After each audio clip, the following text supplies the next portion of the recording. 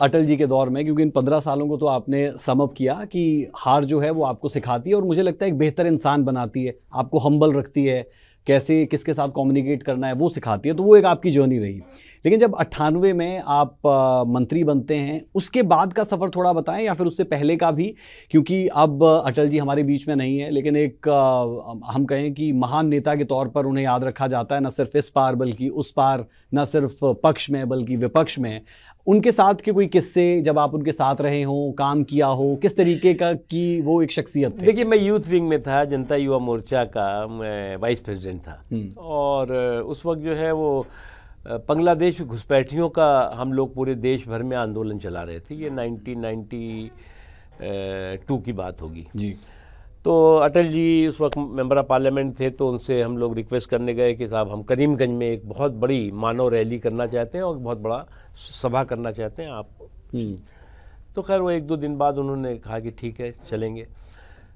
फिर उनको ले करके, क्योंकि करीमगंज का मतलब ये हुआ कि सिलचर, तो कोई डायरेक्ट फ़्लाइट नहीं थी, तो फिर हम यहाँ से जो है कलकत्ता गए, कलकत्ता से फिर बाय रोड नहीं, बाई फ्लाइट ही गए, फिर कलकत्ता से गुवाहाटी आए, फिर गुवाहाटी से जो है वो बाई रोड लगभग 12-14 घंटा सिलचर करीमगंज में कार्यक्रम था। उस समय के रास्ते, हाँ उस समय के रास्ते और उस समय की गाड़ी माशाल्लाह, बीच बीच में धक्के देने पड़ते थे है, और रुक रुक करके गए, उसके जो है रेडिएटर में जो है वो पानी डालना पड़ता था कि गर्म हो जाती थी। कौन से सन की बात आप कर रहे हैं? 92 की। 92 की। उस वक्त सांसद थे? हाँ, मैं वो सांसद थे, शायद राज्यसभा में थे उसमें अटल जी। तो खैर बहरहाल वो करा करके फिर एक छोटा मोटा सा गेस्ट हाउस था, वहाँ शाम को हम लोग पहुँचे। तो खैर उनको लुंगी वगैरह उनकी बैग से निकाल के मैंने दी कि सब आप कपड़े वपड़े चेंज करिए। तो और बाहर फिर खाने वाने का अरेंजमेंट वहाँ के लोकल लोगों ने करा हुआ था।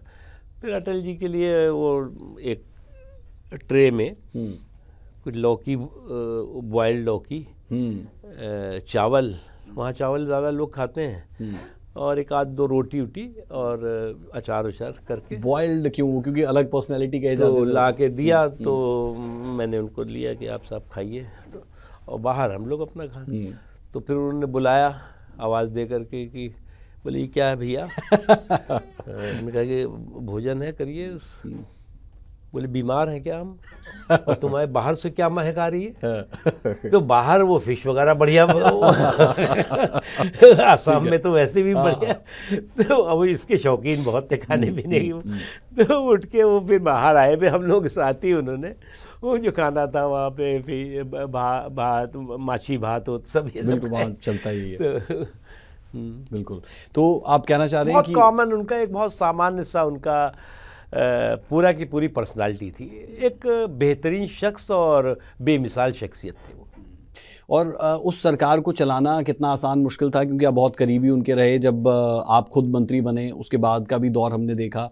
और अटल जी को आज भी जब याद किया जाता है, तो मैंने शुरुआत में भी कहा कि एक ऐसे लीडर के तौर पर देखा जाता है जिसे विपक्ष भी आज तक याद रखता है, उनकी मिसालें तक देता है। देखिए, मैं बताऊँ 98 में मैं जब हुआ तो उस समय बहुत कम एज में समझ लो मैं पार्लियामेंट में जीत के आया। और उस वक्त कहा गया कि साहब द फर्स्ट मुस्लिम जो है वो बीजेपी से जो है वो जीत के आ गया।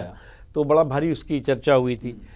उसके बाद मैं आप 40-41 साल के उस वक्त रहे होंगे? हाँ, नहीं, मैं 39 और 38-39 के बीच में था। और पार्लियामेंट ये इंफॉर्मेशन ब्रॉडकास्टिंग और पार्लियामेंट्री अफेयर आपको जैसे मंत्रालय की जिम्मेदारी स्टेट मिनिस्टर की दी गई। उसके बाद जो है वो बहुत मुश्किल था, क्योंकि एक्चुअली क्या है, मेजॉरिटी तो थी नहीं। रोज जो है वो जो साथी भी थे वो भी जो है उठा पटाखी में लगे हुए थे, मेल जोल, हाँ, मोल भाव करने में लगे रहते थे। तो एक बहुत डिफिकल्ट था। और मैं मानता हूँ जो उस वक्त का दौर था और आज के दौर में देखिए फ़र्क है। ये पहली सरकार होगी मोदी जी की 2014 से जो चल रही है, वो बिना कांग्रेस के रिमोट और कुनबे के सपोर्ट के अपना जो है तीसरा कार्यकाल जो है वो सफलता के साथ आगे बढ़ा रही है। बिल्कुल।